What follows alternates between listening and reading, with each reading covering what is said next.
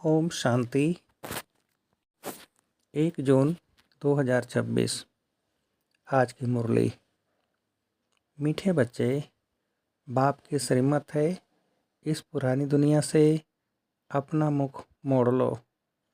जीवन मुक्ति के लिए तुम दैवी मैनर्स धारण करो। प्रश्न: कौन से मैनर्स बाप के सिवाय कोई भी सिखला नहीं सकता है? उत्तर: पवित्र बनना और बनाना, यह है सबसे बड़ा दैवी मैनर्स। तुम गृहस्थ व्यवहार में रहते पवित्र रहो। यह शिक्षा एक बाप ही देते हैं, दूसरा कोई दे नहीं सकता। तुम बच्चों का बेहद का संन्यास है। तुम इस पुरानी दुनिया को ही बुद्धि से भूलते हो। तुम जानते हो, पवित्रता की धारणा से बाकी सब मैनर्स स्वतः आ जाते हैं। गीत: आज अंधेरे में हैं हम इंसान। ओम शांति। बच्चों ने गीत की एक लाइन सुनी। एक तरफ है सारी दुनिया, भक्ति मार्ग वाले, और दूसरी तरफ हो तुम बच्चे ज्ञान मार्ग वाले। वह भक्ति की सीढ़ी चढ़ते रहते हैं और तुम बच्चे फिर ज्ञान की सीढ़ी चढ़ते हो, भक्ति की सीढ़ी उतारते हो। बच्चे जानते हैं, आधा कल्प से भक्ति की सीढ़ी चढ़नी होती है। भक्ति भी पहले अव्यभिचारी होती है, पीछे व्यभिचारी बनती है। बिल्कुल ही अंधश्रद्धा में आ जाते हैं, कुछ भी नहीं समझते। गाते भी हैं, हम अंधियारे में हैं, सतगुरु बिगर घोर अंधियारा। गुरु तो यहाँ बहुत हैं, अब सच्चा गुरु कौन है? साधु संत महात्मा भगत आदि सब साधना करते हैं अथवा याद करते हैं। शास्त्र वेद उपनिषद आदि पढ़ते हैं, फिर भी कहते हैं भगवान जब आए तभी आकर हमारी सद्गति करे। सद्गति दाता को ही पतित पावन कहा जाता है। अभी तुम बच्चे घोर अंधियारे में नहीं हो, तुम ज्ञान की रोशनी में आए हो। पतित पावन बाप को जानते हो और उनको याद करते हो। जितना जो बच्चा याद करता है और ज्ञान की धारणा करता है, उतना उसका अज्ञान अंधियारा विनाश हो जाता है। जब रोशनी में ले जाने वाला एक ही बाप है, ज्ञान अंजन सद्गुरु दिया, कोई सुरमा नहीं है। यह ज्ञान की बात है। ज्ञान के साथ योग भी रहता है। जरूर जो मनुष्य भक्ति सिखलाते हैं तो उसमें भी योग रहता है। अब तुम बच्चों का बुद्धि योग लगा हुआ है निराकार परमपिता परमात्मा के साथ। तुम्हारे में भी नंबरवार हैं, और कोई मनुष्य मात्र का परमपिता परमात्मा सर्वशक्तिमान के साथ योग है ही नहीं, सिवाय तुम बच्चों के। तुमको बाप से और मुक्ति जीवन मुक्ति से योग लगाना पड़ता है। जीवन मुक्ति के लिए दैवी मैनर्स भी बहुत अच्छे चाहिए। इस समय तो सबके मैनर्स आसुरी हैं। परमपिता परमात्मा के भी गुण गाए जाते हैं ना। मनुष्य सृष्टि का बीज रूप है, सत है, चैतन्य है, आनंद का सागर है, ज्ञान का सागर है, पवित्रता का सागर है, फॉरएवर। उनका यह पद अविनाशी है और कोई मनुष्य का यह अविनाशी पद हो न सके।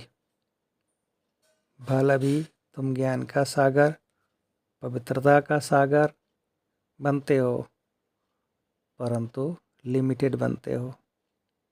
बाप कहते हैं मैं अनलिमिटेड हूँ, तुमको अनलिमिटेड बना नहीं सकता, नहीं तो फिर सृष्टि का खेल कैसे चले। 84 जन्म कैसे भोगेंगे? तुम फॉरएवर बन नहीं सकते। तुमको लिमिटेड बनाता हूँ। 21 जन्मों के लिए तुम बनते हो। 21 पीढ़ी भी लिखा हुआ है। तुम फॉरएवर बनो, यह ड्रामा में कायदा नहीं। मैं तो हूँ ही एवर प्योर। मैं रहता ही हूँ परम धाम में। मेरे पास ज्ञान पवित्रता आदि है ही है। तुम भूल जाते हो तो इस समय बाप आकर बच्चों को घोर अंधियारे से निकाल ज्ञान और योग से पवित्र बनाते हैं, और कोई ऐसे कह न सके कि मैं परम धाम से आया हूँ। अब मुझे याद करो। यह मेरे महावाक्यों की कोई कॉपी नहीं कर सकते।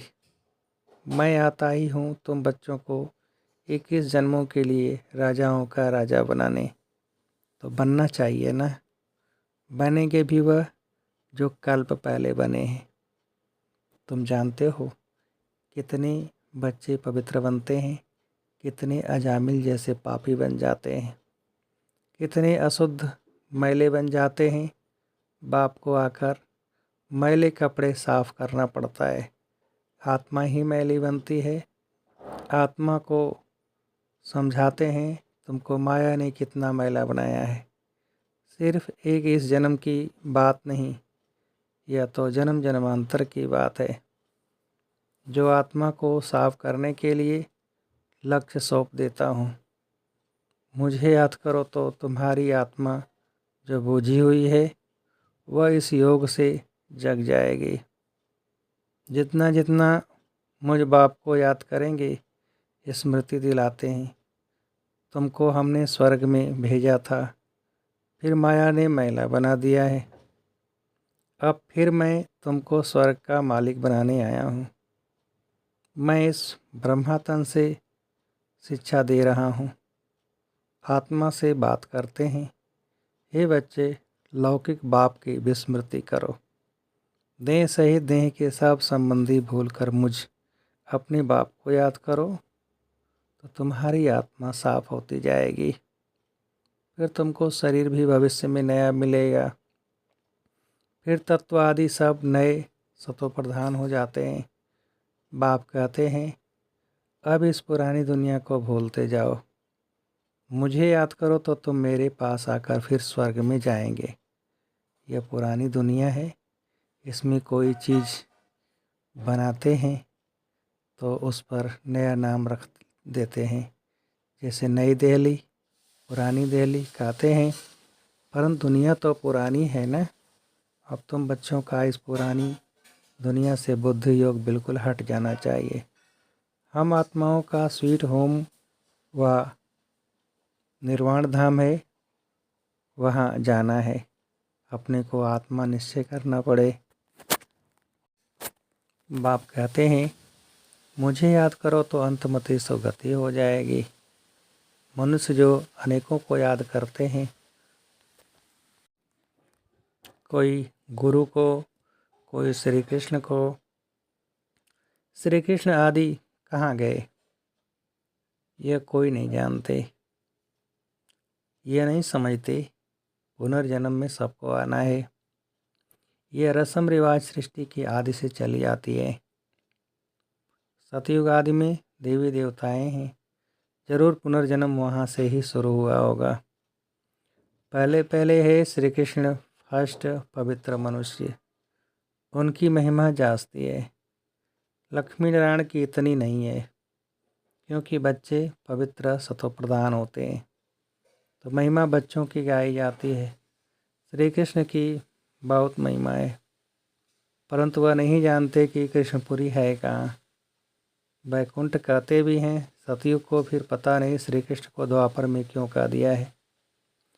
वही चीज़ दूसरे कोई नाम रूप देश काल में आ न सके, वही नाम रूप दूसरे जन्म में हो नहीं सकता। श्री कृष्ण तो सतयुग में था। तुम जानते हो ये जगत अम्बा जगत पिता जाकर लक्ष्मी नारायण बनते हैं। सतयुग को कृष्णपुरी कहा जाता है, अब है कंसपुरी। यह सब आसुरी नाम हैं। वहाँ थे दैवी संप्रदाय, यहाँ है आसुरी संप्रदाय। बाप बैठ बच्चों को संगम पर समझाते हैं। वह बाप है रचयिता, उनको कहा जाता है मनुष्य सृष्टि का बीज रूप। तो ज़रूर नई सृष्टि, मनुष्य सृष्टि रचेंगे। तुम गाते भी हो, बाबा आप पतित पावन हो, इस पतित सृष्टि को आकर पावन बनाओ। पावन सृष्टि रच, पतित सृष्टि का विनाश कराओ।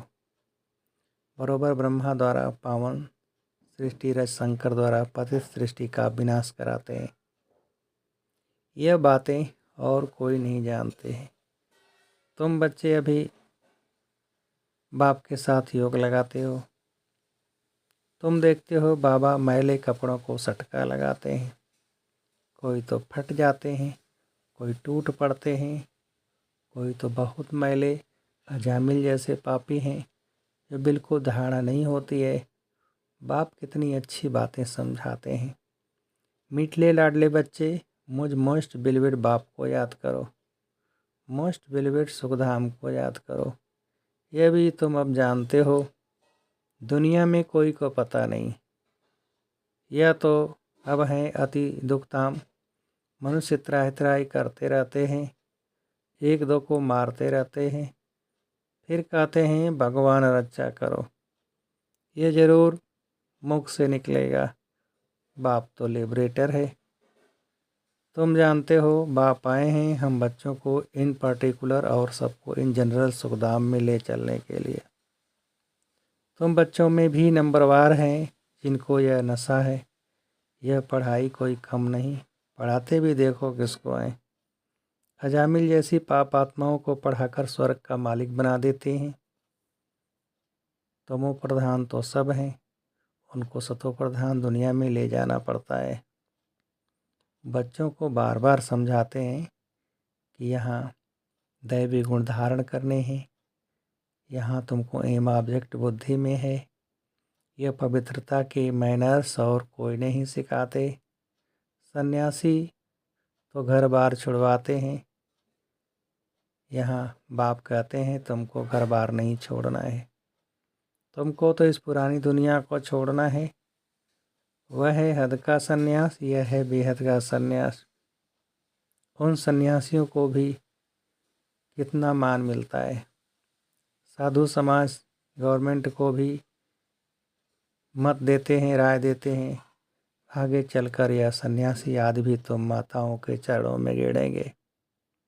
माताओं बिगर उन्हों का उद्धार नहीं हो सकता, क्योंकि तुम नॉलेज देते हो। बाकी चरणों में गिरने की बात नहीं है। हाँ, कोई नमस्ते व राम राम करते हैं तो रेस्पॉन्ड तो देना होता है। बाबा भी कहते हैं बच्चे नमस्ते। मैं तुम बच्चों को अपने से भी ऊंच बनाता हूँ, तुमको ब्रह्मांड और सृष्टि दोनों का मालिक बनाता हूँ, और मैं वानप्रस्थ में चला जाता हूँ। परंतु तुम्हें श्रीमत पर भी चलना पड़े, इस पुरानी दुनिया से मुख मोड़ना पड़े। राम रावण और सीता का खिलौना है ना। सीता रावण को पीठ कर देती है, राम को मुंह कर देती है। श्री कृष्ण का भी चित्र है, नरक को लात मार रहा है और स्वर्ग का गोला हाथ में है। बाप बहुत अच्छी रीति समझाते हैं, परंतु बिरला व्यापारी यह व्यापार करे।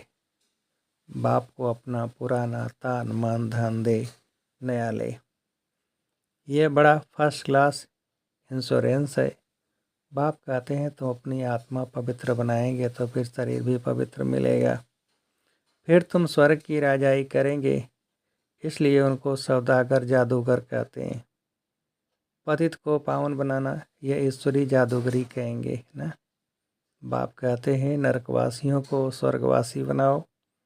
कैसा फर्स्ट क्लास जादू है, इसमें प्राप्ति बहुत है। बाप कहते हैं राजाओं का राजा बनो, फॉलो करो। बाप बेटे हैं ना। यह अधर कुमार है, मम्मा कुमारी कन्या है, तो फॉलो करना पड़े। वर्षा बाप से मिलना है। तुम कहेंगे हम भाई बहन बाप से वर्षा लेते हैं। वैसे तो लौकिक रीति बहन को वर्षा नहीं मिलता है, भाई को वर्षा मिलता है। यहाँ तो तुम सबको मिलना है, क्योंकि तुम सब आत्माएं हो ना। बाप कहते हैं तुम सबको मेरे पास आना है। फिर तो यह भाई बहन का नाता भी टूट जाएगा। वहाँ है बाप और बच्चों का नाता। निर्वाण धाम में इसलिए कहते हैं वी आर ऑल ब्रदर्स। अगर ईश्वर को सर्वव्यापी कहें तो फिर फादरहुड हो जाता है। इस सर्वव्यापी के ज्ञान ने कितना नुकसान किया है। अब तुम बच्चों पास बाप की याद है। बाप को याद करने में ही मेहनत जाती है। ऐसे भी नहीं कि तुमको कोई निष्ठा में बिठाए। तुमको तो लक्ष्य मिला हुआ है। यहाँ तो तुम मुरली सिर्फ बैठ सुनते हो। योग तो तुम्हारा सदैव रहता है।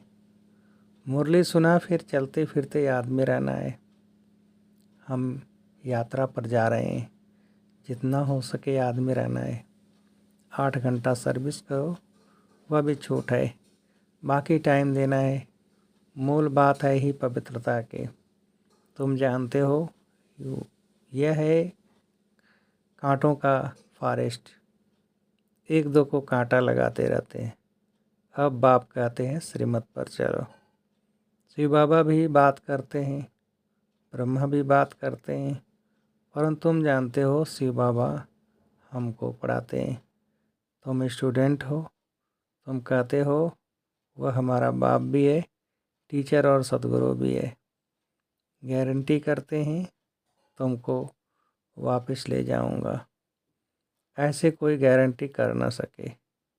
यह बाप भी कहते हैं गॉड फादर ही सुख देने वाला धर्म स्थापन करते हैं। उस बाप को कोई जानते नहीं। अगर बाप को जाने तो बाप की प्रॉपर्टी को भी जान जाए। अच्छा, मीठे मीठे सिकिलधे बच्चों प्रति माता पिता बाप दादा का याद प्यार और गुड मॉर्निंग। रूहानी बाप के रूहानी बच्चों को नमस्ते। हम रूहानी बच्चों की रूहानी बाप को नमस्ते। धारणा के लिए मुख्य सार पहली पॉइंट, एम ऑब्जेक्ट को सदा सामने रख दैवीय गुण धारण करने हैं। सतो प्रधान दुनिया में चलने के लिए पवित्रता के मैनर्स अपनाने हैं। बुद्धि से बेहद का संन्यास करना है। दूसरी पॉइंट, मोस्ट विलबिड बाप को और अपने सुखधाम को याद करना है। इस दुखधाम से बुद्धि का योग निकाल देना है। वरदान, सर्व के गुण देखने व संतुष्ट करने की उत्कंठा द्वारा सदा एक रस उत्साह में रहने वाले गुणमूर्त भव। विस्तार, सदा एक रस उमंग उत्साह में रहने के लिए जो भी संबंध में आते हैं उन्हें संतुष्ट करने की उत्कंठा हो। जिसको भी देखो उसमें हर समय गुण उठाते रहो। सर्व के गुणों का बल मिलने से उत्साह सदा काल के लिए रहेगा। उत्साह कम तब होता है जब औरों के भिन्न भिन्न स्वरूप भिन्न भिन्न बातें देखते सुनते हो। लेकिन गुण देखने की उत्कंठा हो तो एक रस उत्साह रहेगा और सर्व के गुण देखने से स्वयं भी गुणमूर्त बन जाएंगे। स्लोगन, बेहद की वैराग्य वृत्ति का फाउंडेशन मजबूत हो तो सेकंड में अशरीरी बनना सहज है। यह व्यक्ति सारे सदा हर्षित रहने के लिए अपनी नेचर को सफल बनाओ, सरल बनाओ, सहनशील बनो। अपने इस चेहरे को सदैव हर्षित बनाना यह संगम युग की सबसे बड़ी गिफ्ट है। चेहरे पर कभी भी परेशानी की रेखा न हो। जैसे संपूर्ण चंद्रमा कितना सुंदर लगता है, वैसे ही अपना चेहरा सदैव हर्षित रहे। चेहरा ऐसा चमकता हुआ हो जो और भी आपके चेहरे में अपना रूप देख सकें। इसके लिए अपनी नेचर को सरल बनाओ, सहनशील बनो। अच्छा, ओम शांति।